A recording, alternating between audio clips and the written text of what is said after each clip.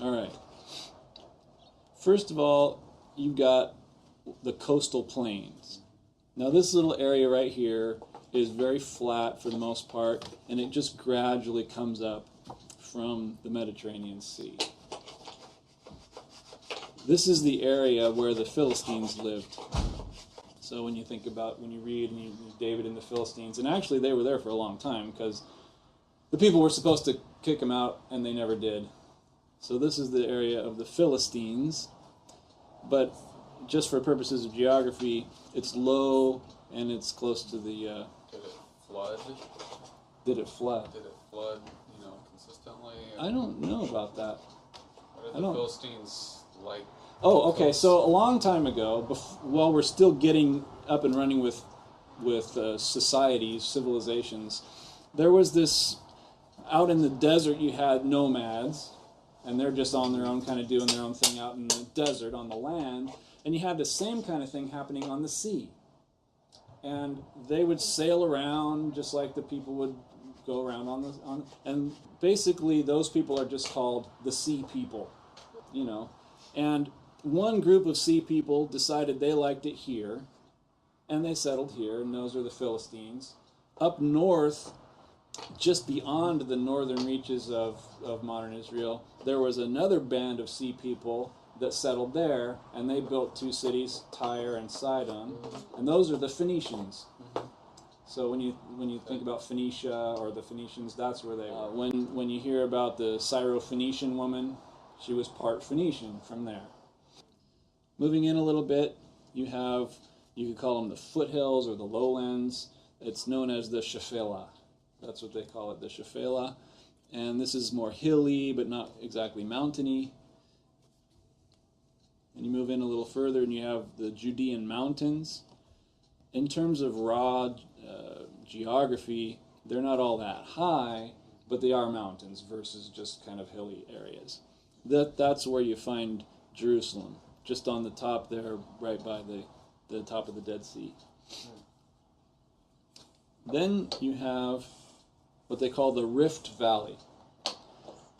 And up there you have the Sea of Galilee once again. The Jordan River comes down and empties into the Dead Sea, and the water never really gets out of the Dead Sea. It evaporates away, and you have this giant, big, salty thing down there. And that's why they call it the Dead Sea. It's so salty, nothing can live in it. But the Rift Valley is kind of an amazing feature. There was, at some point, some violent, basically, earthquake, and the earth just split open there, and then you've got this giant, straight-sided thing, and it's big and wide and flat at the bottom. And it's actually not just this. We're looking at this because we're looking at this area, but it's actually 4,000 miles long. This same valley goes all the way down into Kenya. And if you talk to people, and I have a friend from Kenya, and who grew up in the Rift Valley. Well, it's the same one. Same one. So it's a big deal on the earth.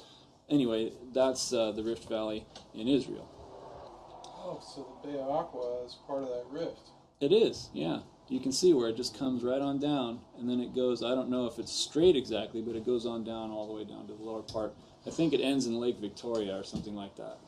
Wow. Yeah, it's a big feature. You can see it from space. The Jordan River, in Hebrew, the Yarden, that comes from the word going down. Not going down from north to south, but going down. It starts, the source of the Jordan River is actually right up here at Mount Hermon. It comes right out of the bottom of Mount Hermon, and it flows into the Sea of Galilee, and then it comes on down. And it's a straight line. It's only like 60 miles or something, but it flows down farther from where it starts. It goes lower than any other river, so they call it the Going Down River. Good name. Because of that, it's pretty fast, because it's a pretty steep, not in every spot obviously, but it's pretty steep, so it's a pretty fast river too. Now up at the top, up here, you have, it's kind of hard to see in this picture, but here's a big long mountain range right here, and usually it's covered with snow because it's pretty high. It's a little above 10,000 feet. And that's what is known as the Lebanon. Now we say Lebanon, like it's a country. But in the Bible, it's never a country. It's just a place, and it's called the Lebanon because Levan is Aramaic, means white. And they're snow-capped, these high peaks, and you can see them. And there's a picture, you can see them there, the white, right? There's the Lebanon up there. Is that the Sea of Galilee? No, that's the Mediterranean Sea. This is Beirut, actually 100 and some years ago. Here's another more modern picture of the Lebanon. It's 100 miles about long and about 10,000 feet high.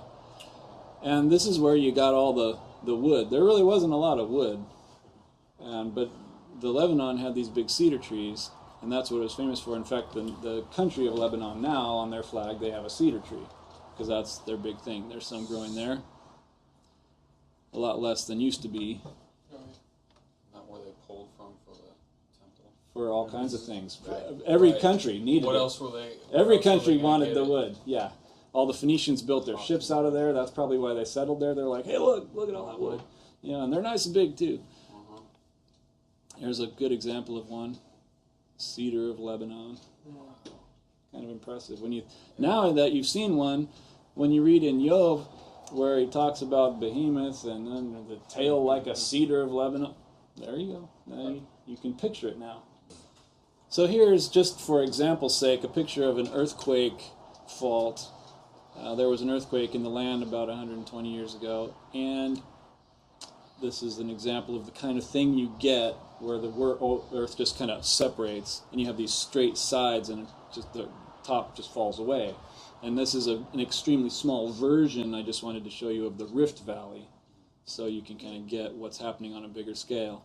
So if we cut across the land, you can see the coastal plain out there just gently coming up from the water. Then you have the lowlands there right before you, and mixed in with the brown. And then obviously the Judean hills.